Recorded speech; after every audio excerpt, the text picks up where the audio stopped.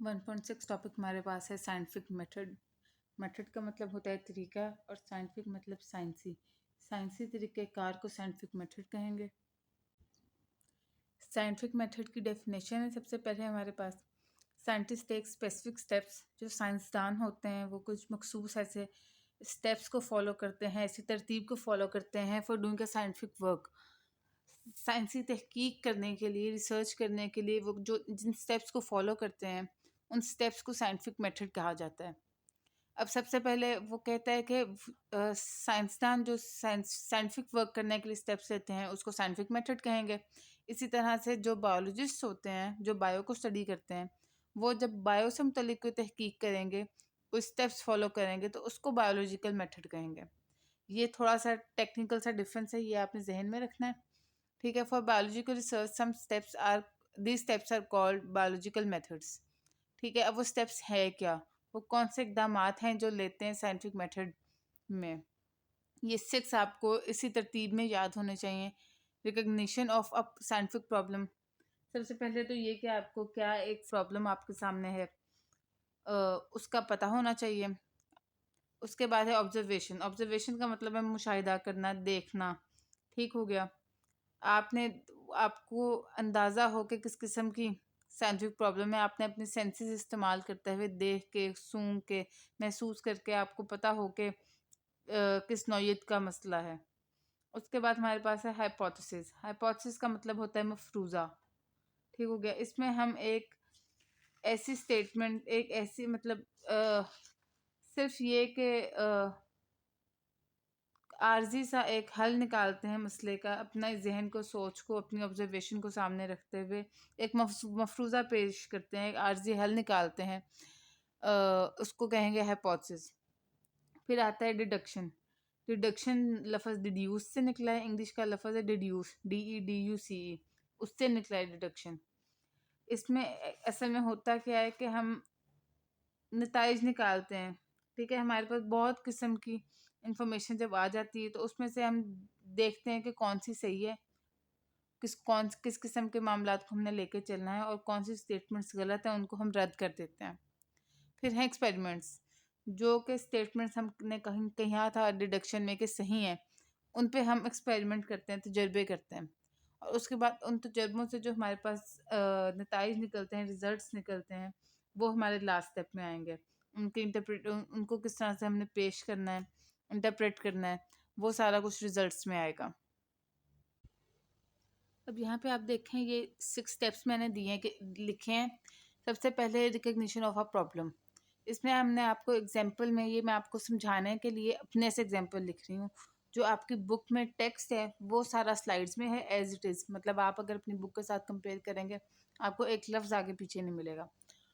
और ये चीज़, ये एक्स्ट्रा नोट्स, एक्स्ट्रा पॉइंट्स मैंने ऐड किए हैं ताकि मैं आपको बेहतर तरीके से समझा सकूँ। इसमें जो एग्जांपल है वो सिर्फ समझाने के लिए है। सबसे पहले हम एग्जांपल लेते हैं कि हमने एक प्रॉब्लम को आइडेंटिफाई करना है। हमने मिसाल ली कि हमारे जो घर का पौधा है वो मुरझा रहा है। विल्टिंग का मतलब है मुरझाना। ठीक है। अब हमने मुशाहिदा का क्या किया, अपनी सेंसेस से ऑब्जर्व क्या किया, वो यही था कि वो मुरझा रहा है। ठीक है। अब हाइपोथेसिस हम क्या बनाएंगे। अब हमने अक्ल समझ अपनी इस्तेमाल करते हुए, ठीक है, एक पौधे की हालत देखी, उसके पत्तों का टेक्सचर देखा। ठीक हो गया। उसके अलावा हमने उसको स्मेल किया, पत्तों को टच किया। ठीक हो गया। उसने हमने अंदाज़ा लगाया कि विल्टिंग मतलब मुरझाना will be reduced by watering. अगर हम पानी देंगे पौधों को, वाटरिंग का मतलब है पानी देना, पानी देंगे पौधों को तो उनकी वो मुरझाना कम हो जाएगा, बेहतर हो जाएगा। इसके लिए आगे हमने डिडक्शन। डिडक्शन का मतलब है कि हमने डिड्यूस करना है। ठीक है।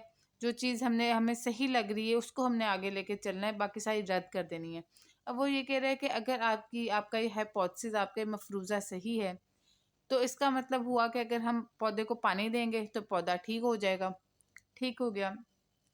डिडक्शन में हम ये कहते हैं कि आपका मफरूज़ा ठीक है तो फिर ऐसे करने से ये नतीजे हमें मिलेंगे। ये बेसिकली डिडक्शन है। इसमें इफ़ और देन, ये 2 वर्ड्स बहुत इंपॉर्टेंट होते हैं। ठीक है। अगर आपको कोई स्टेटमेंट दी गई है 2-3 और आपको वो कहता है कि इसमें से बताएं ये डिडक्शन कौन सी है या डिडक्टिव स्टेटमेंट कौन सी है, तो आपने देखना है कि कौन सी स्टेटमेंट में इफ़ और देन इस तरह से लिखा गया है कि वो कहता है कि इफ़ हम इस मसले का ये हल देंगे तो ये मसला हल हो जाएगा। ठीक हो गया। अब वो कहता है कि इफ़ वी एड वाटर, अगर हम पानी देंगे, then house plant will not be wetted, तो पौधा नहीं मुरझाएगा। ये हमने डिड्यूस किया। इसके बाद आता है एक्सपेरिमेंट, फिफ्थ स्टेप। एक्सपेरिमेंट, हमने तजर्बा करना है। अब हमने तजर्बा क्या करना है, हमने 2 पौधे लेने हैं। एक पौधे को हमने जिस हालत में वो था उसी हालत में रखना है, दूसरे पौधे को हमने देना है पानी।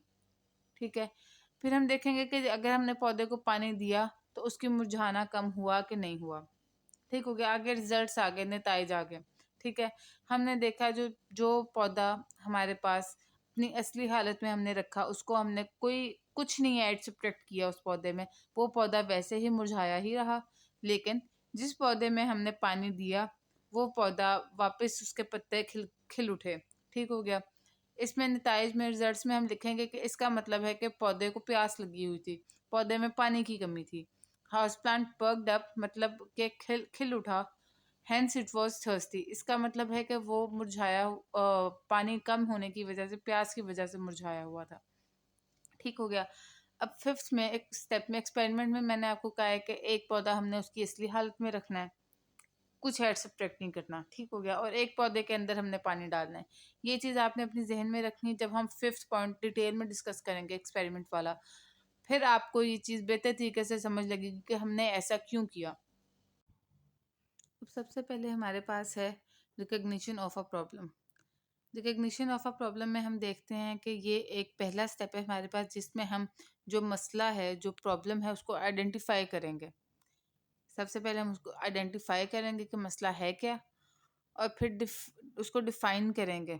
मतलब ये कि एक तो चीज़ है आइडेंटिफाई करना कि हमने देखा कि ये मसला है, दूसरा हमने उसको डिफाइन किया ताकि कोई और हमारे कुलीग्स हमारे साथ काम कर रहे हैं, कोई दोस्त यारों का ग्रुप है जो मिलके कोई प्रॉब्लम समझना चाह रहे हैं, हम उसको बेहतर तरीके से डिफाइन करेंगे तो बाकी लोग भी उस इशू को या उस प्रॉब्लम को समझ सकेंगे। ठीक हो गया। First step involves identifying and defining a scientific problem. पहला स्टेप ये होता है कि हमने आइडेंटिफाई किया कि ये मसला है, उसके बाद हमने उसको डिफाइन किया। ठीक हो गया। That scientist want to investigate, एक ऐसा मसला जो साइंटिस्ट इन्वेस्टिगेट करना चाहते हैं। Such a problem is either asked by someone or comes into biologist mind by himself. ये इंपॉर्टेंट पॉइंट है कि ज़रूरी नहीं है कि वो प्रॉब्लम बायोलॉजिस्ट ने खुद ही आइडेंटिफाई की हो, बायोलॉजिस्ट के अपने ही माइंड में आई हो। ऐसा भी हो सकता है कि किसी और ने वो सवाल किया हो, और ऐसा भी हो सकता है कि बायोलॉजिस्ट के अपने माइंड में ये सवाल आया हो।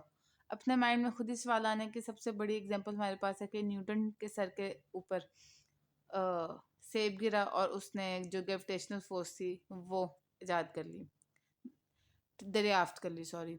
और जो है, कोई और अगर हमसे सवाल पूछता है और हम उस सवाल के बारे में सोची जाते हैं, उस प्रॉब्लम के बारे में, फिर उसको ऑब्जर्व करते हैं, उसको लेके चलते हैं, तो वो भी पॉसिबल है। दोनों सूरतें पॉसिबल हैं। ठीक हो गया। फॉर एग्जाम्पल, अब वो एग्जाम्पल देती है आपकी book, a biologist notice that plants in an area are growing taller than usual. एक बायोलॉजिस्ट देखता है, उसने खुद से देखा, आइडेंटिफाई किया, बायोलॉजिस्ट के दिमाग में ये चीज़ आई कि जो प्लांट्स हैं एक एरिया के, आर वो ज़्यादा ऊंचे लंबे उग रहे हैं। ठीक है। ही डेवलप द साइंटिफिक प्रॉब्लम, उसने एक प्रॉब्लम डिफाइन की, उसने ये डेफिनेशन पेश की कि what factors are responsible for increase growth of this plants. ऐसी क्या वजूहत हैं कि ये प्लांट ज़्यादा ऊंचे उग रहे हैं बाकियों की निस्बत। ये जो प्रॉब्लम डिफाइन करना था, ये स्टार्टिंग पॉइंट था, आइडेंटिफाई किया उसने। ठीक है। अब बायोलॉजिस्ट नोटिस, इस लाइन में वो आइडेंटिफाई कर रहा है, और नीचे जो लाइन है इन्वर्टेड कॉमास में, इसमें वो डिफाइन कर रहा है। ये इंपॉर्टेंट लॉन्ग क्वेश्चन है, और अगर लॉन्ग क्वेश्चन आता है और आप जिस तरह से मैंने हेडिंग दे के आगे डिफाइन फॉर एग्जांपल लिख के फिर एग्जांपल दी है, मतलब हेडिंग्स बना के आपकी बुक के टेक्स्ट को ही हेडिंग्स बना के स्लाइड्स में लिखा है ताकि बेहतर तरीके से समझ आए। अगर आप ऐसे लॉन्ग क्वेश्चन अटेम्प्ट करते हैं कि उसको स्टेप वाइज वो लिखते हैं चीज़ें वही जो बुक के अंदर हैं, लेकिन उनको एक तरतीब से स्टेप्स वाइज लिखना है, बजाय इसके क्या पैराग्राफ में सारा कुछ लिखते हैं, तो एक बेहतर शक्ल निकलेगी आपकी लॉन्ग क्वेश्चन की, और बेहतर तरीके से एग्जामिनर को समझ लगेगी कि आपने लिखा क्या हुआ है, कहाँ डेफिनेशन है, कहाँ एग्जाम्पल है, कहाँ एक्सप्लेनेशन है। जितनी अच्छी और इजी तरीके से एग्जामिनर को समझ लगेगी उतने अच्छे आपके मार्क्स आएंगे।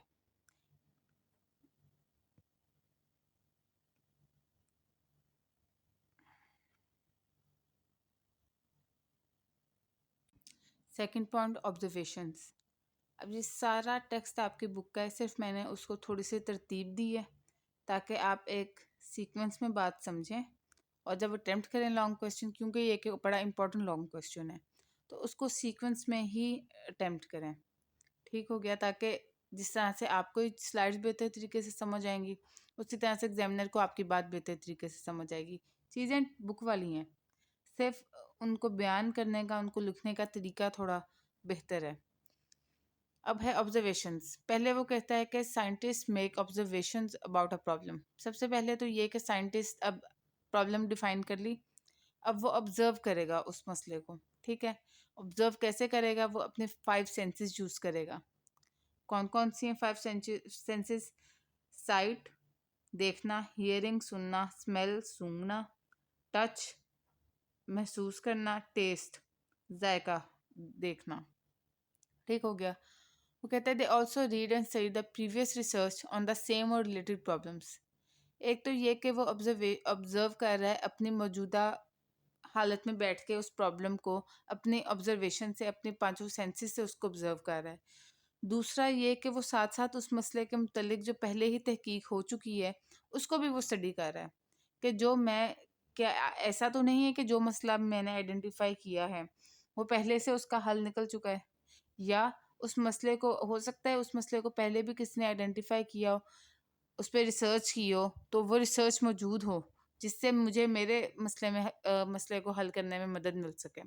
इस वजह से प्रीवियस रिसर्च को, पुरानी तहकीक को पढ़ना किसी मसले का हल निकालते हुए बहुत ज़रूरी होता है कि कहीं ऐसा तो नहीं है कि इस ये मसले का हल निकल चुका हो, या बाज़ औक़ात पुरानी रिसर्च से आपको कोई ऐसी की मिल जाती है, कोई ऐसी हिंट मिल जाता है जिससे आपको अपने काम में बड़ा फ़ायदा होता है।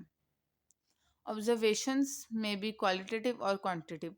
अब वो कहता है कि ऑब्जर्वेशंस जो हम अपने 5 सेंसेस से ऑब्जर्व करते हैं उसकी 2 किस्में हैं, क्वालिटेटिव और क्वांटिटेटिव। अब जो डेफिनेशन, अगर आपको, ये बड़ा इंपॉर्टेंट कंपैरिजन क्वेश्चन है, एक ये और एक आगे पॉइंट नंबर 5 एक्सपेरिमेंट में आएगा। ठीक हो गया? क्वालिटेटिव और क्वांटिटेटिव ऑब्जर्वेशन की जब आपसे वो कंपेयर करने का कहे, दोनों की डेफिनेशन पूछे, तो आपने पेज के सेंटर में लाइन ड्रॉ करनी है, पहला पहला पॉइंट बना के दोनों की डेफिनेशन लिखनी है, दूसरा दूसरा पॉइंट बना के दोनों की एग्जाम्पल लिखनी है। ठीक है? और आपके 2 नंबर पक्के हैं। पहले हम बात करेंगे क्वालिटेटिव ऑब्जर्वेशन की।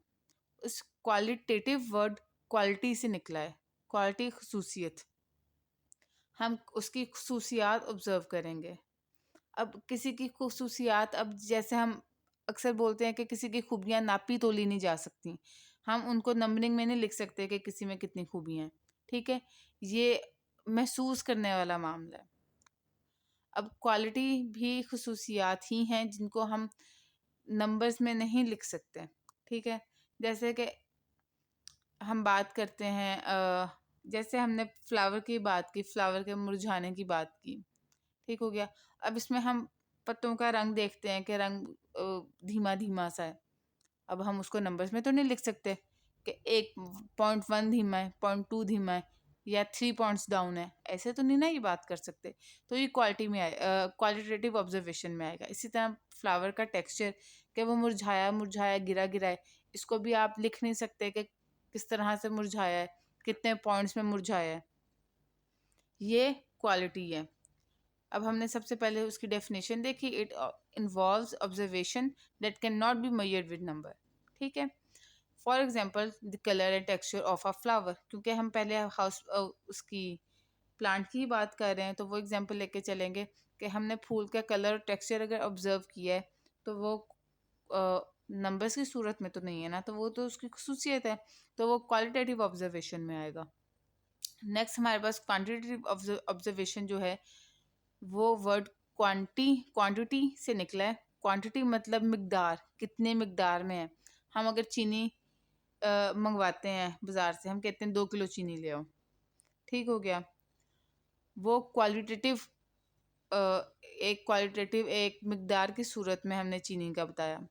फिर अगर हम कहते हैं यार दानेदार चीनी लाना या बारीक चीनी लाना, ठीक हो गया, ये उसकी क्वालिटी है, ये क्वालिटेटिव फीचर है उसका। दूध है, अगर दूध 3 किलो दूध ले आओ, ये क्वालिटेटिव ऑब्जर्वेशन है। अगर हम कहेंगे दूध पतला है, दूध गाढ़ा है, गाय का दूध लेके आना, तो उसकी क्वालिटी है कि किस खुसूसियत का, किस कैटेगरी का वो है दूध, कौन सी नस्ल के जानवर का है, या वो पतला है या गाढ़ा है, या मलाई कैसी आती है, ये क्वालिटेटिव ऑब्जर्वेशन है।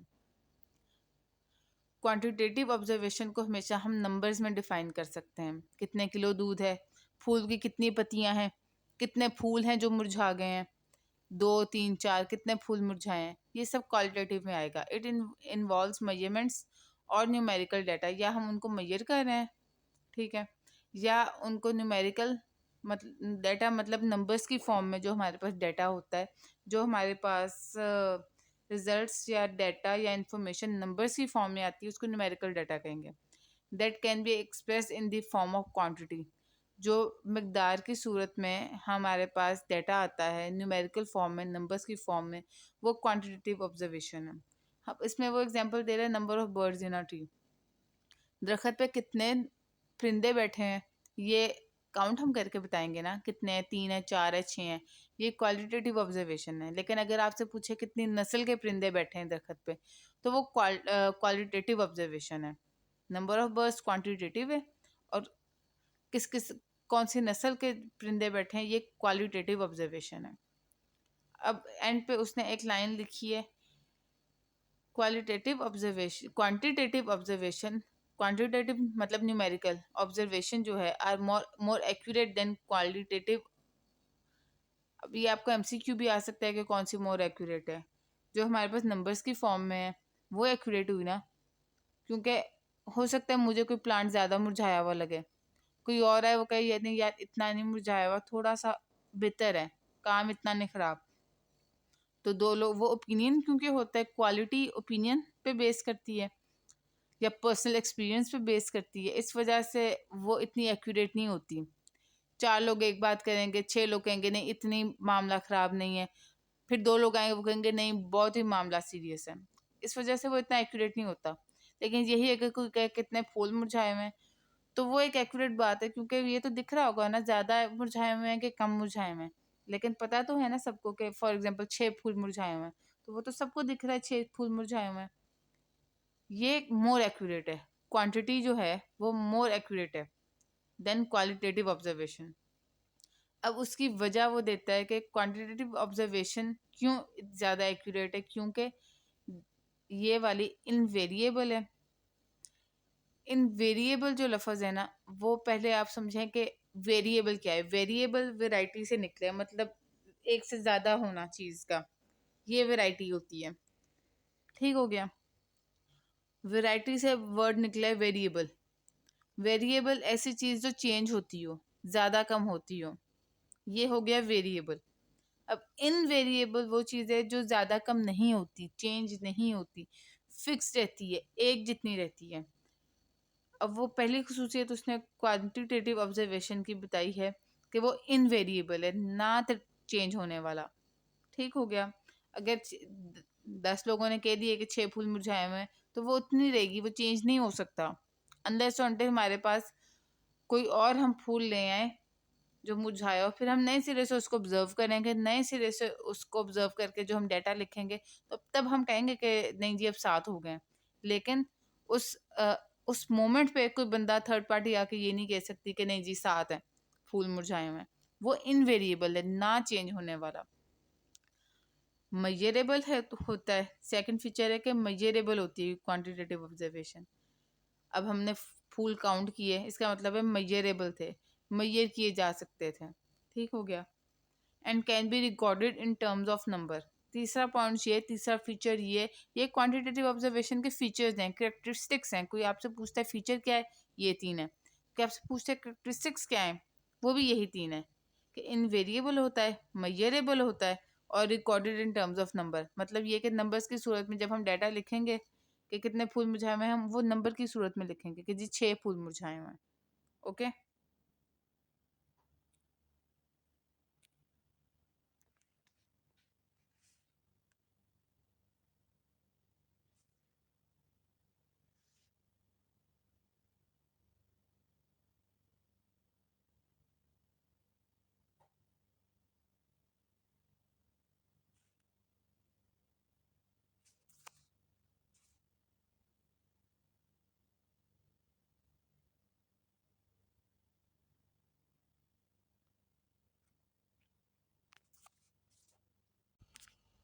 अब ये 5 सेंसेस याद करने का एक टिप है। एक पहले कहते हैं एक्रोनियम, मतलब ये कि आप वर्ड्स को लेटर्स को जो इनिशियल्स हैं वर्ड्स के उनको तरतीब दें और उसको याद कर लें। अब ये वर्ड है ठस, THSST, ठस। ये आपने याद करना है, THSST ठस। T touch, H hearing, S sight, S smell, T taste, ठस। इस तरीके से याद करने को एक्रोनियम कहते हैं। एक्रोनियम हमने बनाया, उससे मेमोराइज कर लिया, याद कर लिया। फिर एक चीज़ होती है निमोनिक्स।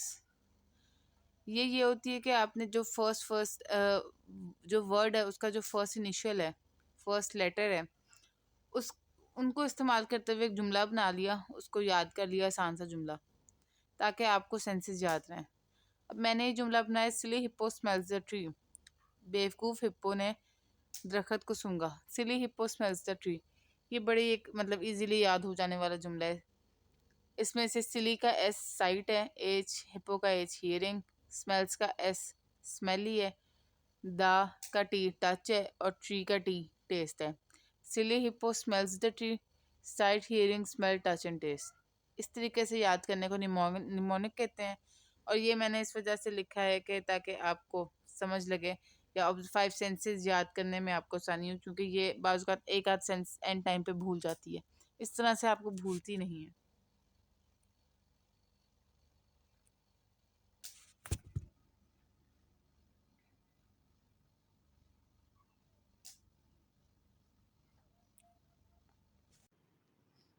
हाइपोथेसिस, थर्ड स्टेप हमारे पास हाइपोथेसिस का है। पहले हमने प्रॉब्लम आइडेंटिफाई की, उसको डिफ़ाइन किया, फिर हमने उसको ऑब्ज़र्व किया। फिर थर्ड स्टेप में हमने अब एक स्टेटमेंट बनानी है, ठीक है, जिससे हमें मफरूज़ा देना है कि क्या ऐसा मसला है जो हम स्टडी कर रहे हैं। अब पहले मैंने आपको डिडक्शन का बताया था। डिडक्शन में इफ़ देन वर्ड यूज़ होता है, इससे आपको पता चलेगा कि ये डिडक्शन है। अब हाइपोथेसिस का कैसे पता चलेगा कि जो हमारे पास स्टेटमेंट है वो हाइपोथेसिस है। जो टेंटेटिव है ना, इसमें वो कीवर्ड है। टेंटेटिव इंग्लिश का वर्ड है जिसका मतलब होता है आर्जी या अनसर्टेन, मतलब जो पक्का ना हो, जिसका जो फिक्स्ड ना हो, जो चीज़ पक्की ना हो, आर्जी हो, उसको टेंटेटिव कहेंगे। हाइपोथेसिस के मतलब वो कहता है कि ये एक टेंटेटिव आंसर होता है ऑफ साइंटिफिक प्रॉब्लम। ये एक आर्जी सा जवाब, हम अपनी ऑब्जर्वेशन की बेस पे हम एक आर्जी सा हल निकालते हैं।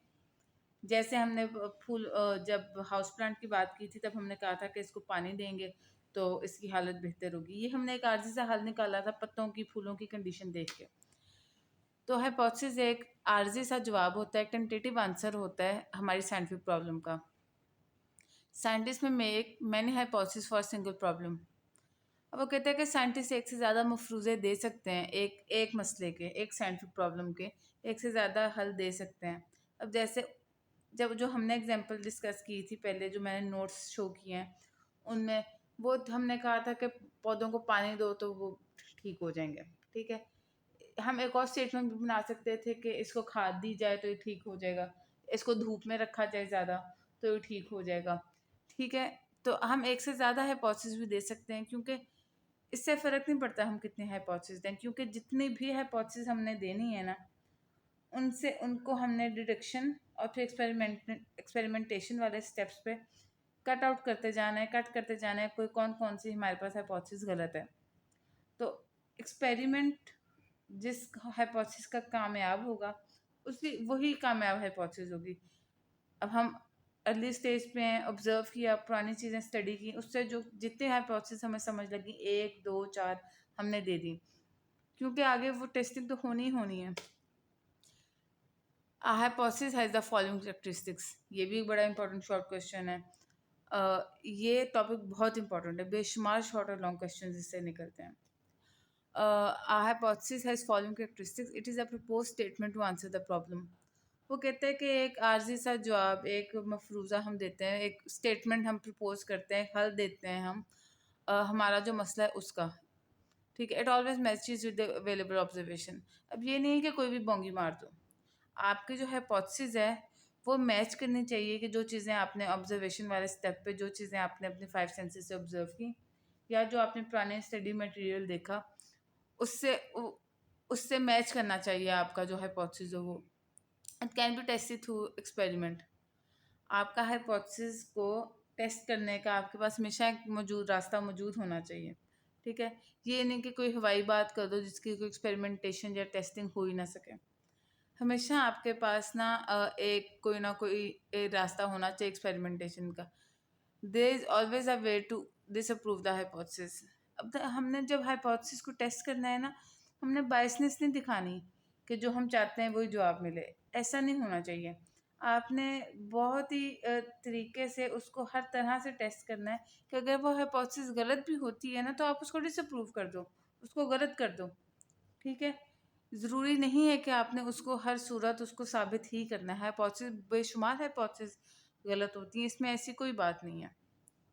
अब मैं आपको इसको जो है याद करने का को ट्रिक बताती हूँ। फर्स्ट पॉइंट जो है ना, प्रपोज स्टेटमेंट, ये टेंटेटिव आंसर वाली लाइन ही है।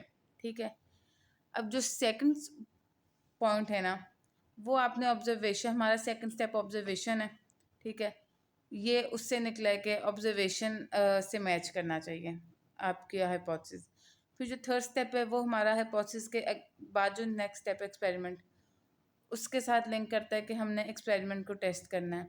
ये आप याद कर सकते हैं कि पहला कैरेक्टरिस्टिक हाइपोथेसिस के अंदर से ही निकला है, दूसरा हाइपोथेसिस से पहले वाले पॉइंट से निकला है, तीसरा हाइपोथेसिस के बाद वाले पॉइंट से निकला है, एक्सपेरिमेंट से निकला है, और चौथा जाहिर है वो एक्सपेरिमेंट किया तो उसके बाद अगर डिसअप्रूव हो गया तो उसने रास्ता बता दिया कि परेशान नहीं होना, they should always be a way to disapprove the hypothesis. Okay, अब नेक्स्ट हमारे पास डिडक्शन आता है। डिडक्शन में बेसिकली होता ये है कि साइंटिस्ट जो हमारे पास हाइपोथेसिस हैं एक या एक से ज़्यादा, उससे लॉजिकल रिजल्ट्स, मतलब ये कि अपनी अकल समझ इस्तेमाल करते हुए देखते हैं कि अच्छा ये एक प्रॉब्लम है तो इसका क्या लॉजिकल रिजल्ट या सोल्यूशन निकलेगा। उस लॉजिकल रिजल्ट या सोल्यूशन को कहते हैं डिडक्शन। अब वो कहता है कि यूजली जो पैटर्न फॉलो किया जाता है ना डिडक्शन स्टेटमेंट लिखने के लिए, वो इफ देन पैटर्न है। अगर ऐसी बात है तो हम ये करें तो ये मसला हल हो जाएगा। ठीक है, हम एक जवाब देते हैं उस हाइपोथेसिस को, उस मसले को हम एक हल बताते हैं कि इस तरह से ये मसला हल किया जा सकता है। जैसे कि वो कहते हैं हमारे पास हाइपोथेसिस अगर है कि लीफ डिसकलरेशन, पत्तों का रंग उड़ना, एंड स्टंटेड ग्रोथ।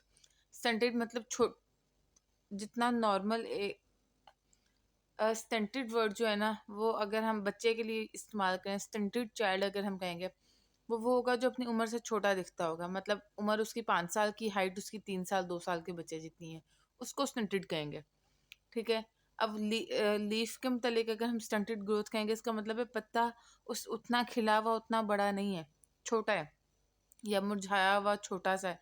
ठीक है, leaf discoloration and stunted growth in plant caused by deficiency of iron in soil. ये हाइपोथेसिस थी कि पत्ते का रंग उड़ना और अपने टाइम से छोटा दिखना पत्ते का, ये आयरन की डेफिशिएंसी की वजह से है। अब जो आयरन है ना, वो एक मिनरल है, और आपको मैं मज़े की बात बताऊं कि ह्यूमंस में भी डिस्कलरेशन, पीला रंग होना और हाइट छोटी होना नॉर्मल एज से, वो आयरन की बहुत सी वजूहत होती हैं, बहुत से मिनरल्स विटामिन की कमी की वजह से होती है, लेकिन आयरन एक बहुत बड़ी वजह है उसकी। तो प्लांट्स में भी ये आयरन की कमी की वजह से हाइपोथेसिस है कि हो सकता है उसने पुराना डेटा स्टडी किया, ऑब्जर्वेशन में उसने देखा हो कि ह्यूमंस में, मुख्तलिफ एनिमल्स में आयरन की कमी की वजह से होता है, तो शायद प्लांट्स में भी ये आयरन की कमी की वजह से हो। तो फिर डिडक्शन वो उसकी ये होगी कि अगर आयरन की कमी की वजह से ये सिम्टम्स है, तो अगर हम सॉइल में आयरन ऐड करेंगे तो कलर जो है लीफ के वो बेहतर होंगे, और जो ग्रोथ होगी लीफ की और प्लांट की वो बेहतर हो जाएगी। ये हमारी डिडक्शन बनेगी स्टेटमेंट की कि अगर आयरन की कमी की वजह से ये सिम्टम्स हैं तो आयरन ऐड करने से ये सिम्टम्स खत्म हो जाएंगे। ये एक हमारे पास लॉजिकल रिजल्ट होगा गिवन हाइपोथेसिस का।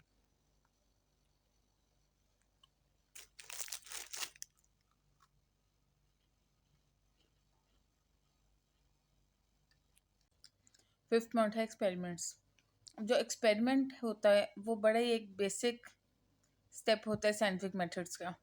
इसमें करते क्या हैं, जो साइंटिस्ट होते हैं ना, वो सारे हाइपोथेसिस जो जो हमने डिड्यूस किए हैं उन पे तजर्बे करते हैं, एक्सपेरिमेंट्स करते हैं, ठीक है। और उसके बाद जो सक्सेसफुल एक्सपेरिमेंट होता है ना, एक सक्सेसफुल एक्सपेरिमेंट होता है, वो ये साबित करता है कि हमारा जो हाइपोथेसिस था, मतलब जो हमारा सेकंड स्टेप था, वो करेक्ट था, और बाकी जो हाइपोथेसिस थे वो इनकरेक्ट थे। मकसद ही एक्सपेरिमेंट करने का ये होता है कि हम देख सकें स्टेप 2 में जो हमने हाइपोथेसिस बनाए थे उनमें कौन सा हाइपोथेसिस सही था और बाकी सारे गलत थे। ये साबित किया जाता है एक्सपेरिमेंट वाले स्टेप में। जो इनकरेक्ट हाइपोथेसिस होता है वो रिजेक्ट कर देते हैं, और जो हाइपोथेसिस सही साबित होता है उसको एक्सेप्ट कर लिया जाता है। Scientist make new deduction from accepted hypothesis. अब वो जो एक्सेप्ट हुआ होता है हाइपोथेसिस, उससे वो और डिडक्शंस बनाते हैं, ठीक है। अब जैसे हमने पीछे देखा कि उसने कहा जी जो प्लांट अंडर ऑब्जर्वेशन है उस प्लांट में कुछ आयरन दो तो शायद उसका रंग और स्टंटेड ग्रोथ बेहतर हो जाए। अब और डिडक्शंस वो इसमें ये देख लगा सकता है कि और किसी डिफरेंट स्पीशी का प्लांट उठा के ले आए जिसमें सेम सिम्टम्स है, वो कहे अच्छा इसमें भी आयरन लगा के देखो, क्या सारे प्लांट्स स्टंटेड ग्रोथ और डिस्कलरेशन आयरन की वजह से होती है, या कोई ऐसी स्पीशी भी है प्लांट्स की जिसमें आयरन की कमी के अलावा कोई वजह है, ठीक है। मतलब इस तरह से कोई ना कोई वो और डिडक्शंस निकाल सकते हैं उस एक्सेप्टेड हाइपोथेसिस से, और चीज़ें डिड्यूस कर सकते हैं, बात को आगे बढ़ा सकते हैं, ताकि वो और एक्सपेरिमेंट्स परफॉर्म करके अपनी बात को साबित कर सकें। Then they perform further experiments and confirm the correctness of the hypothesis. वो ये एक बात कर रहा है कि फिर हम और ज़्यादा एक्सपेरिमेंट्स लगाते हैं ताकि हम देख सकें कौन सा हाइपोथेसिस सही है।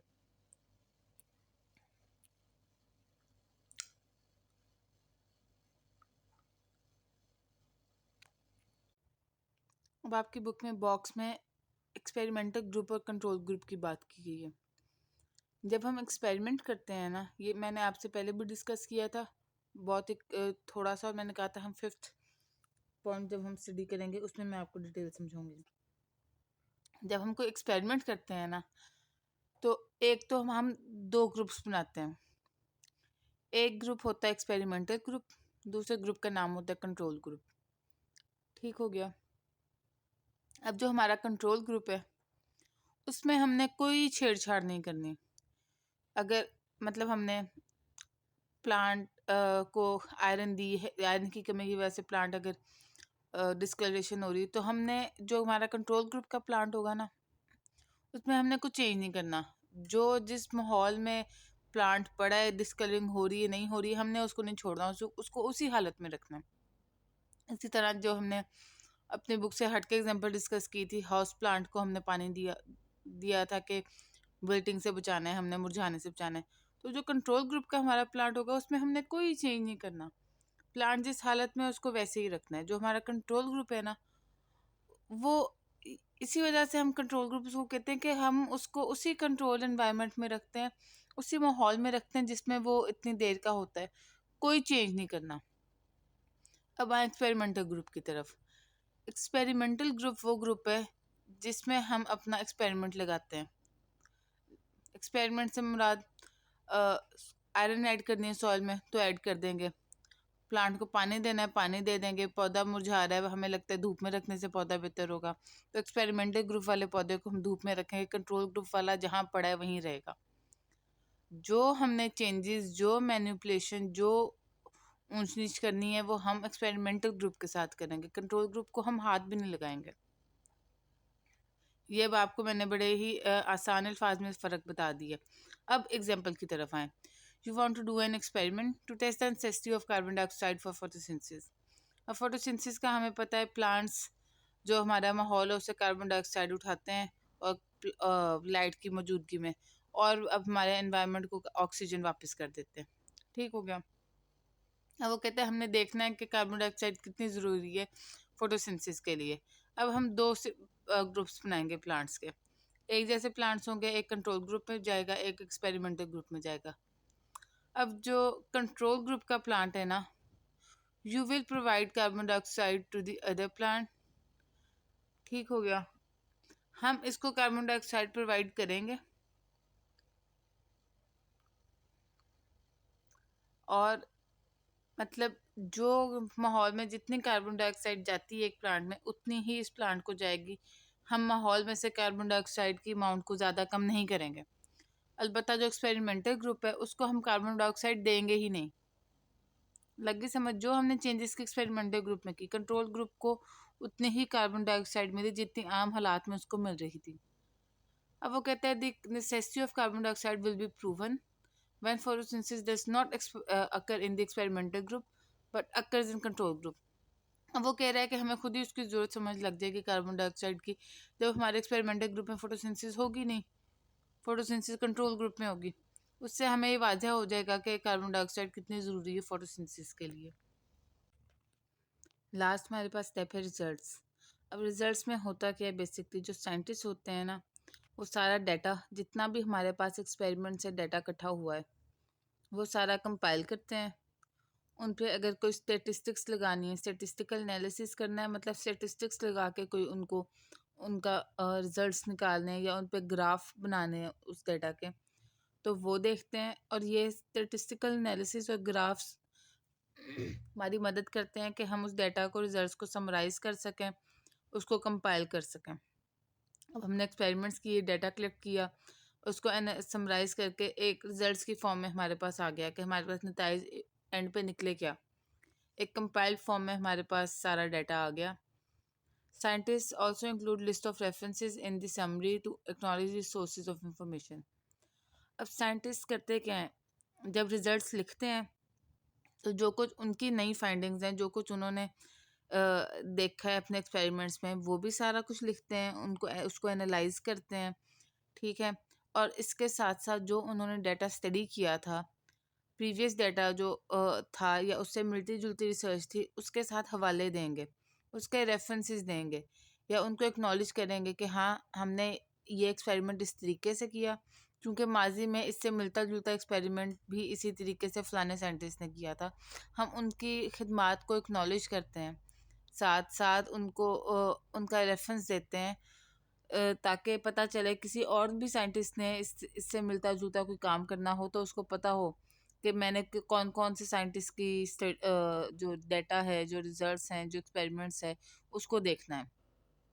अब हमारे पास रिज़ल्ट आ गया, उस रिजल्ट्स में हमारे पास डाटा भी मौजूद है जो कि हमने एक्सपेरिमेंट से निकाला, और हमारे पास पुराने साइंटिस्ट का किया हुआ काम भी रेफरेंस के तौर पे मौजूद है। अब उसका करते क्या साइंटिस्ट, एक तो तरीकाकार ये है कि वो उस अपनी फाइंडिंग्स को पब्लिश कर दें, सारी दुनिया को अवेलेबल हो पढ़ने को। जो साइंटिफिक जर्नल है वो उसमें शाया कर दें, या बुक्स निकाल दें, या कोई बुक साइंटिस्ट की आ रही है। ऐसी भी बुक्स होती हैं जिसमें सारे साइंटिस्ट एक एक चैप्टर, दो दो चैप्टर्स अपनी स्टडी के लिखते हैं। साइंटिफिक जर्नल्स या बुक में वो अपने काम को पब्लिश कर सकते हैं। या दूसरा तरीका ये है, इससे तो पहले तरीके से तो सारी दुनिया तक पहुंच गया ना उनका काम। दूसरा तरीका ये है कि वो अपने साथ के साइंटिस्ट को टारगेट करें, उनके साथ शेयर करें अपनी सारी तहकीक।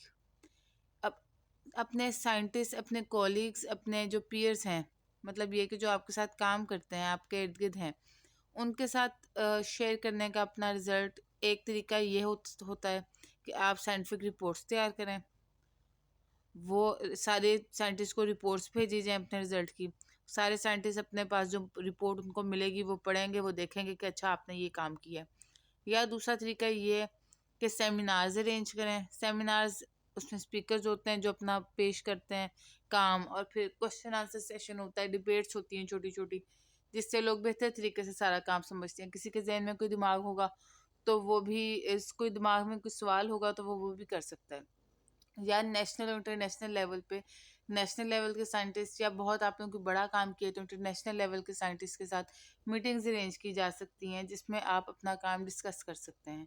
इस पर्पज़ के लिए आप प्रेजेंटेशन बनाते हैं, क्योंकि पहले हाथ तो आप प्रेजेंटेशन देंगे, अपना काम प्रेजेंट करेंगे, फिर उसके बाद डिस्कशन होगी, डिबेट होगी, मीटिंग होगी।